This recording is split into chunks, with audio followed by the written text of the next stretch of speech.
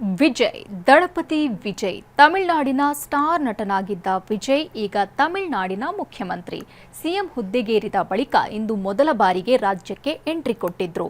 ಕೊಲ್ಲೂರಿಗೆ ಆಗಮಿಸಿದ್ದ ದಳಪತಿ ಮೂಕಾಂಬಿಕೆ ದರ್ಶನ ಪಡೆದು ವಾಪಸ್ಸಾಗಿದ್ದಾರೆ.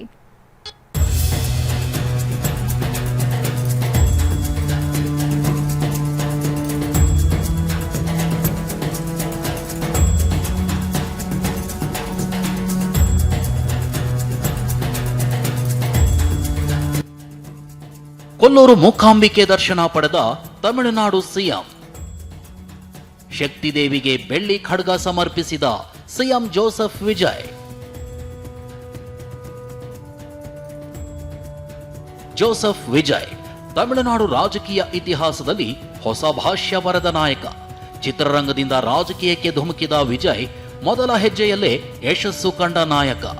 ಟಿವಿಕೆ ಅನ್ನೋ ಪಕ್ಷ ಕಟ್ಟಿ ಅಧಿಕಾರಕ್ಕೇರಿರೋ ದಳಪತಿ ಸದ್ಯ ತಮಿಳುನಾಡಿನ ಮುಖ್ಯಮಂತ್ರಿ.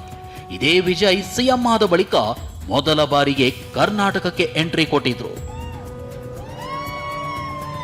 ದೆಹಲಿಯಿಂದ ಮಂಗಳೂರು ವಿಮಾನ ನಿಲ್ದಾಣಕ್ಕೆ ಆಗಮಿಸಿದ ವಿಜಯ್ರನ್ನ ಸಚಿವ ಯುಟಿ ಖಾದರ್ ಸ್ವಾಗತಿಸಿದ್ರು. ಹೀಗೆ ರಾಜ್ಯ ಸರ್ಕಾರದ ಸ್ವಾಗತ ಸ್ವೀಕರಿಸಿದ ವಿಜಯ್ ತಮ್ಮದೇ ಕಾರ್ ಏರಿ ರಸ್ತೆ ಮಾರ್ಗದ ಮೂಲಕವೇ ಉಡುಪಿ ಜಿಲ್ಲೆಯ ಕೊಲ್ಲೂರಿಗೆ ತೆರಳಿದ್ರು. ದಳಪತಿಗೆ ಪೂರ್ಣ ಕುಂಭದ ಸ್ವಾಗತ. ಪವಿತ್ರ ಕ್ಷೇತ್ರ ಕೊಲ್ಲೂರಿಗೆ ವಿಜಯ್ ಕಾಲಿಡ್ತಾ ಇದ್ದಂತೆ ಅದ್ದೂರಿ ಸ್ವಾಗತವೇ ಸಿಕ್ಕಿತು. ದೇವಸ್ಥಾನದ ವತಿಯಿಂದ ಪೂರ್ಣ ಕುಂಭ ಸ್ವಾಗತದೊಂದಿಗೆ ವಿಜಯ್ ಅವರನ್ನ ಮೂಕಾಂಬಿಕೆಯ ಸನ್ನಿಧಿಗೆ ಕರೆದೊಯ್ಯಲಾಯಿತು. ಸುರಿಯೋ ಮಳೆ ನಡುವೆ ಕೆಂಪು ಶಾಲು ಧರಿಸಿ ದೇಗುಲಕ್ಕೆ ಎಂಟ್ರಿ ಕೊಟ್ಟ ವಿಜಯ್ ದೇವಿಯ ದರ್ಶನ ಪಡೆದ್ರು. ಸಂಕಲ್ಪ ಪೂಜೆ ನೆರವೇರಿಸಿದ್ರು. ಈ ವೇಳೆ ದೇಗುಲದ ಪ್ರಧಾನ ಅರ್ಚಕ ರಾಮಚಂದ್ರ ಅಡಿಗ ಸಿಎಂ ವಿಜಯ್ ಕೈಗೆ ರಕ್ಷಾದಾರ ಕಟ್ಟಿ ಸಂಕಲ್ಪ ಪೂಜೆ ಮಾಡಿಸಿದ್ರು. ಇದೇ ವೇಳೆ ವಿಜಯ್ ಮೂಕಾಂಬಿಕೆಗೆ ಬೆಳ್ಳಿ ಖಡ್ಗ ಸಮರ್ಪಿಸಿದ್ರು. ಶುಕ್ರವಾರವೇ ಭೇಟಿ ಕೊಡ್ಲಿಕ್ಕೆ ಏನಾದರೂ ವಿಶೇಷತೆ ಇದೆಯಾ ಅಥವಾ ಈ ಒಂದು ದಿನದ ಏನಾದರೂ ವಿಶೇಷತೆ ಇದೆಯಾ? ಏನು ಇಲ್ಲ, ಹಾಗೇನೂ ಇಲ್ಲ. ಶುಕ್ರವಾರ ಎಲ್ಲ ದೇವಿ ದೇವಸ್ಥಾನಕ್ಕೂ ವಿಶೇಷನೇ.